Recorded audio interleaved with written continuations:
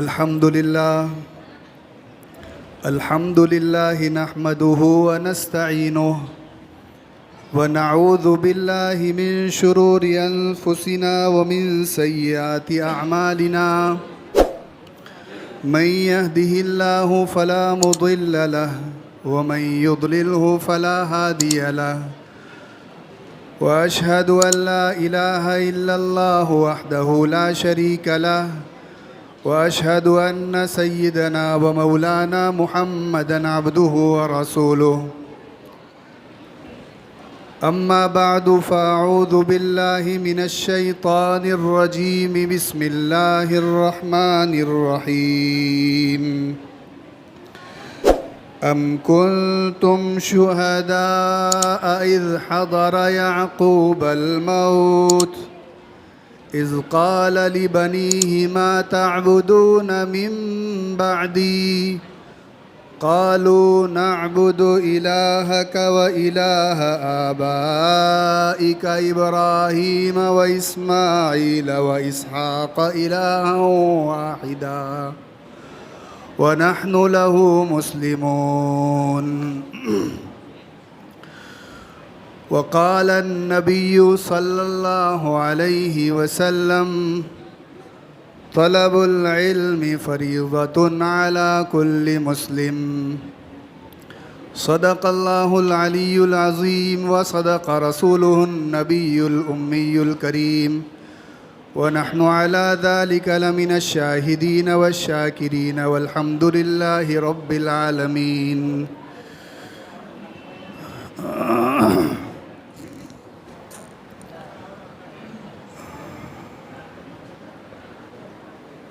صدر محترم،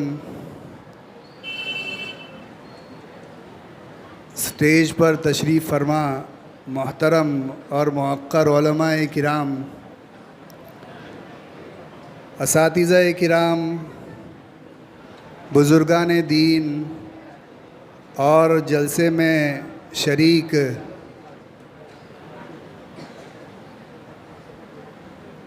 حضرات مرد اور خواتین،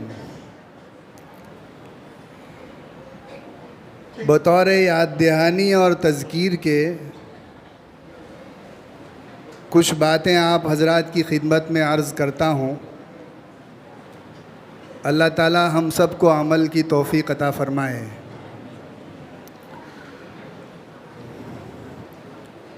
آیت کریمہ آپ حضرات کے سامنے پیش کی،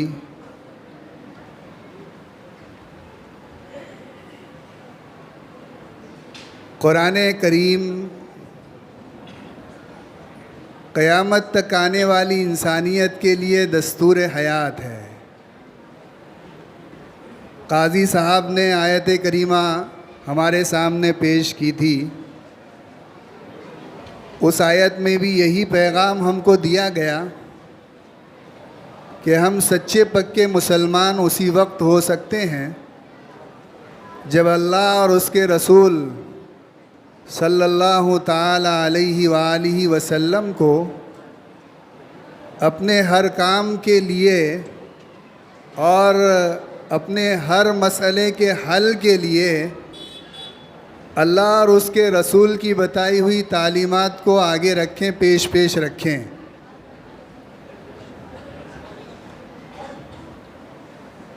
جو آیت میں نے پیش کی ہے، اس آیت کریمہ کے اندر اللہ رب العزت بیان فرما رہے ہیں، کیا تم لوگ اس وقت موجود تھے؟ یہ قرآن کا ایک انداز ہے، قرآن کا ایک انداز ہے کہ کسی چیز کو اس طرح بیان کرتا ہے کہ گویا کہ وہ چیز ابھی ہو رہی ہو۔ اللہ تعالیٰ فرماتے ہیں کہ حضرت یعقوب علیہ السلام کی جب موت کا وقت قریب ہوا تو اس وقت حضرت یعقوب نے اپنی اولاد کو بلایا اور اپنی اولاد سے ایک سوال کیا ہے، ما تعبدون من بعدی۔ اب نبی کی اولاد حضرت یعقوب علیہ السلام کی اولاد کے بارے میں ہم سب سوچ سکتے ہیں کہ حضرت یعقوب خود نبی ہیں. حضرت یعقوب کی تربیت کا معیار کیا ہوگا؟ اللہ رب العزت کی وحی کی روشنی میں تربیت ہوتی ہوگی. تو ہم سب سمجھ سکتے ہیں کہ حضرت یعقوب علیہ السلام نے اپنی اولاد کی تربیت کا جو حق ہونا چاہیے وہ حق ادا کیا ہوگا. اس حق کی ادائیگی کے بعد بھی حضرت یعقوب علیہ السلام اپنی اولاد کو بلاتے ہیں اور پوچھتے ہیں کہ میرے مرنے کے بعد تم کس کی عبادت کرو گے؟ یہ آیت کریمہ میں نے اس لیے منتخب کی ہے اور اس لیے میں نے پڑھی ہے کہ ہمارے اس ملک کے موجودہ حالات جو بتلا رہے ہیں وہ ہمارے سامنے ہیں. ہمارے اس ملک کے اندر ہماری عملی زندگی سے اسلام کو چھیننے کی کوشش کی جا رہی ہے، اور عملی زندگی سے اسلام کو چھیننے اور کھینچنے کے ساتھ ساتھ یہ بھی کوشش کی جا رہی ہے اب آگے چل کر ہمارے ایمان کا خاتمہ کیا جائے. جو ہمارا ایمانی اور اسلامی تشخص ہے وہ ختم ہو جائے، اور اس کے ساتھ ساتھ ہمارے دل کی جو مایا ایمان کی ہے وہ ایمان کی مایا بھی آہستہ آہستہ ختم کی جائے. قرآن پاک کی یہ آیت کریمہ ہم سب کو بتلاتی ہے اور ہم سب کو ان حالات کے اندر تلقین کرتی ہے کہ ہم سب کو سب سے زیادہ جس چیز کی فکر کرنی چاہیے وہ ہماری اور اپنی اولاد کی ایمان اور ایمانی اعمال کی فکر کرنی چاہیے. حضرت یعقوب علیہ السلام اپنی اولاد سے کہہ رہے ہیں ما تعبدون من بعدی. اولاد کا کیا جواب ہے؟ ماں باپ کیا فکر کرتے ہیں؟ ماں باپ مر رہے ہوتے ہیں، جب انتقال ہو رہا ہوتا ہے تو اس وقت آپ سب سمجھتے ہیں، جانتے ہیں کہ کیا فکر ہوتی ہے. ماں باپ کو کیا فکر ہونی چاہیے؟ ماں باپ کو بنیادی طور پر اس بات کی فکر ہونی چاہیے کہ ہم اپنی اولاد کی ایمان اور اپنی اولاد کے اعمال کی فکر کر کے اس دنیا سے جائیں. اسی لیے یہ مکاتب، یہ مدارس اور اسی طریقے سے دینی تحریکات اور دینی بنیادوں کے اوپر کھڑی ہونے والی ساری فکریں یہ اسی بنیاد پر ہوتی ہیں تاکہ ہمارے مسلمانوں کا ایمان صحیح سلامت رہے، اور ایمان کے ساتھ جیسے مسلمانوں کا اسی طرح ان کی آئندہ آنے والی نسل ہے ان کی حفاظت ہو. ان کی حفاظت کیسے ہو؟ ان کی حفاظت کرنے والے دو طرح کے لوگ ہیں. مسلمانوں کے ایمان اور اعمال کی حفاظت کرنے والا ایک طبقہ علماء کرام کا ہے. مسلمان کے ایمان اور اعمال کی حفاظت کرنے والا علماء کرام کا طبقہ ہے. علماء کہاں پر پیدا ہوں گے؟ علماء مدارس سے پیدا ہوں گے. اس لیے بنیادی ضرورت اس بات کی ہے کہ ہم اپنے علاقوں کے اندر ایسے مضبوط مدارس قائم کریں جو اپنے علاقے کے اندر ایسے نمایاں اور ایسے اہم ترین افراد پیدا کریں جو اپنے علاقے کے اندر رہ کر اپنی عوام کے ایمان اور اعمال کی فکر کریں اور سچے اور اچھے انداز میں، بہترین انداز میں اسلام کی ترجمانی کریں. اس لیے مدارس کا وجود ہمارے اس ملک کے اندر بہت اہم ترین چیز ہے. اس کی بہت اچھی طریقے سے آبیاری ہونی چاہیے. اپنے بچوں کو اس فرض کفایہ کی ادائیگی کے لیے ہم فارغ کریں، یہ ہماری اپنی ذمہ داری ہے. لہذا ہر گھر سے، اگر ہر گھر سے نہیں ہو سکتا، کم از کم ہر محلے سے ایک فرد اور ایک بچہ ایسا ہونا چاہیے کہ اس محلے کی ترجمانی کرنے والا ہو اور اس محلے کی دینی پیاس بجھانے والا ہو. اس لیے آپ سب کی تشکیل بنیادی طور پر جلسے کے اندر یہ ہونی چاہیے کہ ہر محلے سے ہم ایک بچہ اس مدرسے کے لیے دیں گے. سب عزم و ارادہ کریں کہ اپنے اس علاقے کے اطراف اور اس علاقے کے اطراف کے اندر جتنے محلے ہیں وہ محلے والے اس بات کا عزم کریں کہ ہم ہر مسجد سے ایک طالب علم شعبہ عالمیت کے لیے فارغ کریں گے۔ اسی طریقے سے بچوں کے ایمان اور اعمال کی حفاظت ہوتی ہے، بچوں کے ایمان اور اعمال کی حفاظت ہوتی ہے مکاتب کے ذریعے۔ بنیادی ضرورت اس بات کی ہے، ہم سب یہ بات سمجھتے ہیں کہ بچہ ابھی نابالغ ہے، بچہ ابھی نابالغ ہے، ہم کیوں فکر کرتے ہیں؟ ہم بچوں کی بچپن سے فکر اس لیے کرتے ہیں کہ دین ان کی زندگی میں یہ آئندہ کل کا نوجوان ہے، یہ آئندہ چل کر بڑا ہونے والا ہے اور ایک نئے معاشرے کی بنیاد اس کے اوپر پڑنے والی ہے۔ اگر یہ سچا پکا مسلمان بچپن سے دین سیکھ کر نکلا ہے مکتب سے، سچا پکا مسلمان بنے گا اور دین کو اپنی زندگی کے اندر لائے گا۔ اس لیے دوسری تشکیل آپ حضرات کی ایک یہ ہے کہ سب اپنے گھر کے بچوں کو اپنے اطراف کے مکاتب کے اندر بھیجنے کی فکر کریں۔ اس لیے ہماری دعوت یہ ہے کہ جتنے بچے اسکول کے اندر جاتے ہیں اتنے ہی بچے مکتب کے اندر حاضر ہونے چاہیے۔ اگر ہمارا بچہ اسکول کے اندر جاتا ہے، بہت ضرورت ہے اس کی بھی۔ اگر ہمارا بچہ دنیاوی تعلیم حاصل کرتا ہے، اس کی انتہائی ضرورت ہے۔ اس موقع کے اوپر ہمارے معاشرے کے اندر اچھے سے اچھے ڈاکٹر کی ضرورت ہے، اچھے انجینئر کی ضرورت ہے، اچھے لائر کی ضرورت ہے۔ حکومت کے اچھے عہدوں کے اوپر فائز ہونے والے اور مسلمانوں کی نمائندگی کرنے والے افراد کی انتہائی سخت ضرورت ہے۔ الحمدللہ اللہ تعالیٰ کا فضل و کرم ہے کہ لوگ اس کی طرف متوجہ ہیں۔ مختلف تنظیمیں خاص طور پر ہمارے مسلمانوں کی نمائندگی ان دنیاوی شعبوں کے اندر کیسے بڑھے اس کے لیے فکر کر رہی ہیں اور اس کے لیے اپنی جان اور مال اور وقت کو کھپا رہی ہیں۔ اس لیے اپنے بچوں کی تربیت اس انداز سے کریں کہ بچپن سے اپنے بچوں کو اچھا دنیاوی علم بھی سکھائیں ان کو، اور اسکول کے اندر مضبوط تعلیم دیں، لیکن ساتھ ساتھ اپنے اس بچے کو ہمیں دہریہ نہیں بنانا ہے، ہمیں اپنے اس بچے کو دین بیزار نہیں بنانا ہے، ہمیں اپنے اس بچے کو سچا پکا اسلام کا نمائندہ بنانا ہے۔ وہ دنیاوی جس شعبے کے اندر جائے گا اس شعبے کے اندر اچھا بہترین نمائندہ بن کر جائے۔ لوگوں کو پتہ چلے کہ مسلمان ڈاکٹر کیا ہوتا ہے، لوگوں کو پتہ چلے کہ مسلمان بیوروکریٹ کیا ہوتا ہے۔ وہ منترالے کے اندر اگر بیٹھتا ہے تو مسلمان کا عہدہ وہ کیا فائدہ پہنچاتا ہے امت کو اور قوم کو۔ مسلمان مال جمع کرنے کے لیے، مسلمان ناانصافی کرنے کے لیے کبھی نہیں پیدا کیا گیا۔ وہاں پر جائے گا وہ سچا پکا مسلمان، وہاں پر بیٹھے گا، لوگوں کے سامنے اسلام کی نمائندگی کرے گا۔ لہذا ضرورت اس بات کی ہے کہ ہم اپنے مکاتب کے نظام کو بہت مضبوط بنائیں۔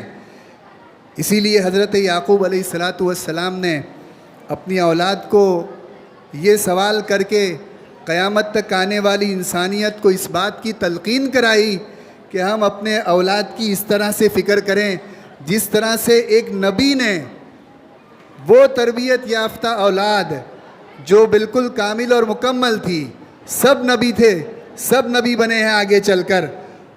قالوا نعبد الہک و الہ آبائک، کیا جواب دیا انہوں نے کہ ہم آپ کے معبود کی عبادت کریں گے، آپ کے آباء و اجداد کے معبود کی عبادت کریں گے۔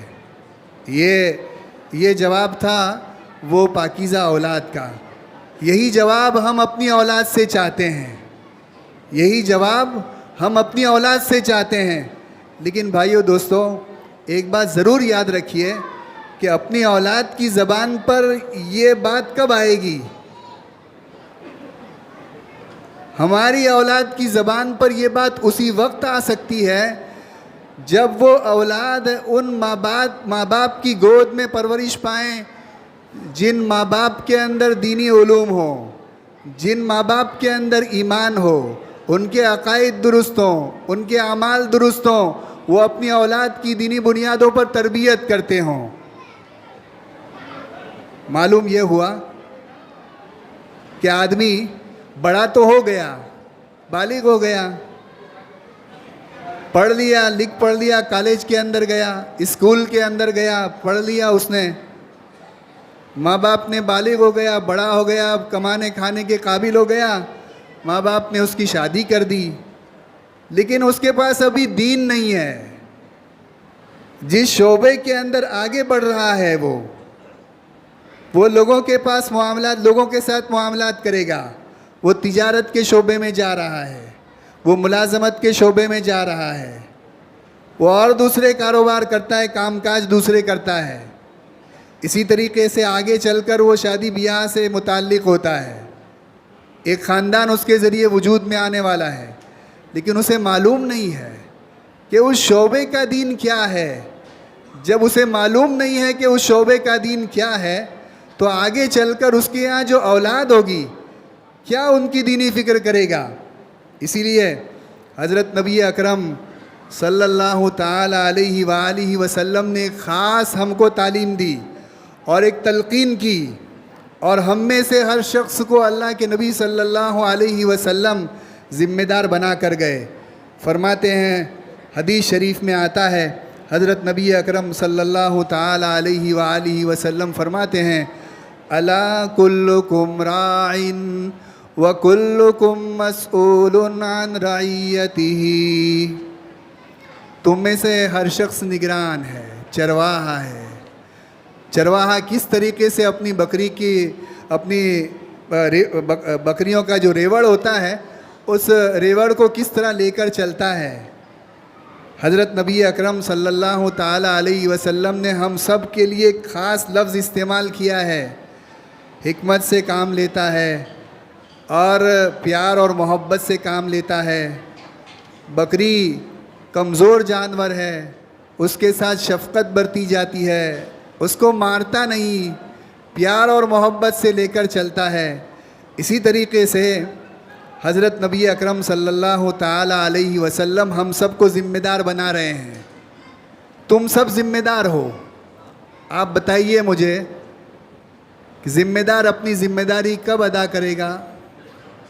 جی، ذمہ دار اپنی ذمہ داری اس وقت ادا کر سکتا ہے جب کہ اس کو اپنی ذمہ داری کا احساس ہو، وہ کیا ذمہ داری ہے وہ جانتا ہو۔ اگر اسے معلوم نہیں ہے کہ میری ذمہ داری کیا ہے تو وہ کیسے ذمہ داری ادا کر سکے گا؟ اس لیے بالغان کی ذمہ داری ہے، جو گھر کے بڑے ہیں ان سب کی ذمہ داری ہے کہ وہ اپنے اندر دینی زندگی لائیں۔ دینی زندگی کیسے آئے گی؟ دینی زندگی مسجد سے جڑنے سے آئے گی۔ مسجد سے جڑیں، مسجد کے علماء کرام سے جڑیں، ان علماء کرام سے جڑیں جو دین سکھانے والے ہیں، ان جگہوں سے جڑیں جو دین سکھانے کا منبع اور مرکز ہیں، ان مکاتب سے جڑیں جہاں پر بالغان اور مستورات کے لیے تعلیم کا نظم کیا جاتا ہے، ان مدارس سے جڑیں جہاں پر مردوں اور عورتوں کی تعلیم کا مستقل نظم کیا گیا ہے۔ اس لیے یہ وقت کی ضرورت ہے۔ اگر ہم نے ابھی اپنی فکر نہیں کی تو پھر کبھی آئندہ موقع ملنے والا نہیں ہے۔ اس لیے ماں باپ سے اس بات کی تلقین کروں گا کہ ہم نے اپنے بچوں کے دین اور ایمان کی تو فکر کر لی، لیکن ہم نے اپنے ایمان اور اعمال کی کیا فکر کی؟ میں نے اپنے عقائد درست کیے، میں نے اپنے مسائل کا علم حاصل کیا، میرے اندر اخلاق کیسے ہونے چاہیے، میری نماز درست ہوئی یا نہیں ہوئی؟ بنیادی چیز، جو چیز اللہ رب العزت نے ہر بالغ مرد اور عورت کے اوپر فرض کی، اس کی تعلیم میں نے حاصل کی یا نہیں کی؟ جیسے نماز پڑھنا فرض ہے، اسی طریقے سے نماز سے متعلقات کا علم حاصل کرنا بھی فرض ہے۔ اسی طریقے سے ساری چیزیں آ جاتی ہیں۔ جیسے مرد کے اوپر عورت کا نان و نفقہ فرض ہے، اپنی اولاد کا نان نفقہ فرض ہے، اسی طریقے سے اس کے لیے اس سے متعلق سارے علوم کا حاصل کرنا بھی فرض ہے۔ اس لیے جلسے کے اندر شریک سارے مرد حضرات سے میری درخواست ہے کہ وہ سب اس بات کا عزم و ارادہ کریں کہ ہم اس مجلس سے اٹھیں گے اور آئندہ کل چل کر ہم سب کے سب بالغان کے مکاتب کے اندر داخلہ لیں گے، اگر اس مدرسے میں بھی نظم ہوگا، اس مدرسے کے اندر بھی نظم ہوگا، یقیناً نظم ہوگا، یہاں کے محتمیم صاحب سے ملیں اور ان کے پاس بیٹھ کر اپنا داخلہ کروائیں، وقت نکالیں۔ فجر کی نماز کے بعد کا وقت آپ کے پاس ہوتا ہے، عشاء کی نماز کے بعد کا وقت آپ کے پاس ہوتا ہے۔ اسی طریقے سے عورتوں سے بھی اس بات کی تلقین کروں گا۔ بڑا مشہور مقولہ ہے، مرد پڑھا فرد پڑھا، عورت پڑھی خاندان پڑھا۔ عورت کی حال یہ ہوتا ہے، نالا سوپارہ کے اندر ہمیں حال معلوم ہے، لوگ کسب معاش کے لیے، کاروبار کرنے کے لیے، تجارت کرنے کے لیے بمبئی کی طرف جاتے ہیں۔ وہ بیچارہ مرد صبح سے نکلتا ہے اور رات کے وقت گھر پر پہنچتا ہے۔ بچوں کی تربیت کرنے والی ہماری خواتین ہیں، بہترین تربیت کر سکتی ہیں۔ جس وقت میں بچے ہمارے اسکول کے اندر جاتے ہیں، مکتب کے اندر جاتے ہیں، ضرورت اس بات کی ہے کہ ہماری خواتین اس وقت کو کام میں لائیں۔ مکاتب کے اندر جہاں پر عورتوں کے مکاتب چلتے ہیں ان کے اندر جا کر، اسی طریقے سے ہمارے اس مدرسے کے اندر بھی نظم ہو سکتا ہے، اس مدرسے کے اندر بھی عورتوں سے تلقین کروں گا، درخواست کروں گا کہ وہ بھی اپنی دینی زندگی بنائیں، اور مردوں سے اس بات کی درخواست کروں گا کہ مرد بیچارے یہ سمجھتے ہیں کہ ہم نے اپنی بیویوں کو گھر کے اندر کام والی بنا کر رکھا ہے، یہ ہماری خادمائیں نہیں ہیں، یہ ہمارے گھر کی کام والیاں نہیں ہیں، یہ ہماری محسنہ ہیں۔ یہ کون ہیں؟ یہ ہماری محسنہ ہیں۔ ان کے احسان کا بدلہ یہ ہے کہ ان کو راحت پہنچائی جائے، ان کے چین سکون راحت کا خیال کیا جائے۔ جیسے یہ ہمارے لیے چین سکون راحت کا ذریعہ ہیں، ایسے ہم ان کے لیے چین سکون راحت کا ذریعہ بنیں۔ اور سب سے بڑی چین سکون راحت یہ ہے کہ ان کا مزاج دینی بنائیں، ان کو دین سیکھنے کا موقع دیں۔ اگر یہ باتیں کریں گے تو پھر وہ نوبت آئے گی، وہ بات ہوگی جو بات حضرت یعقوب علیہ السلام نے اپنی اولاد سے سوال کیا تھا، اور پھر ان کی اولاد نے وہ پاکیزہ اور بہترین جواب دیا تھا کہ ہم آپ کے معبود اور آپ کے آبا و اجداد کے معبود کی عبادت کریں گے۔ اس لیے ضرورت اس بات کی ہے کہ ہم سب اپنے ایمان کی فکر کریں، یہ وقت کا تقاضا ہے، ورنہ زندگی آہستہ آہستہ کم ہو رہی ہے۔ ابھی رجب کا مہینہ شروع ہوا تھا، شعبان شروع ہو گیا، اس لیے ہماری جو زندگی کی برف ہے وہ بہت تیز رفتاری سے پگھل رہی ہے۔ ہو رہی ہے عمر مثل برف کم، چپ کے رفتہ رفتہ دم بدم۔ جی تو اب یہ ہے کہ ہماری زندگی کی یہ جو برف ہے، اس برف کو ہم ٹھنڈک پہنچانے والا بنائیں، ہم اپنے آپ کو نمونہ بنائیں، ہمارا اسلام ہم اپنے اڑوس پڑوس میں بتائیں، ہمارا اسلام ہم اپنے اڑوس پڑوس میں بتائیں، ہمارے اپنے اخلاق ہم اپنے اڑوس پڑوس میں بتائیں۔ اگر ان باتوں کے اوپر عمل کریں گے، یہ سیکھنے کا موقع ہے۔ ان ایام کے اندر اگر ہم اپنی زندگی کے اندر علم کی پیاس کو بجھاتے رہیں گے اور علم حاصل کرتے رہیں گے اور اپنی زندگی کے اندر عمل لاتے رہیں گے، اللہ رب العزت ہماری اس دنیا کی زندگی کو بھی چین سکون راحت والی بنائیں گے، اور جو آنے والی زندگی ہے آخرت کی زندگی، اس کو بھی اللہ رب العزت چین سکون راحت آرام والی بنائیں گے۔ اس لیے بڑی عجیب و غریب بات میں نے کتاب القلیوبی کے اندر پڑھی۔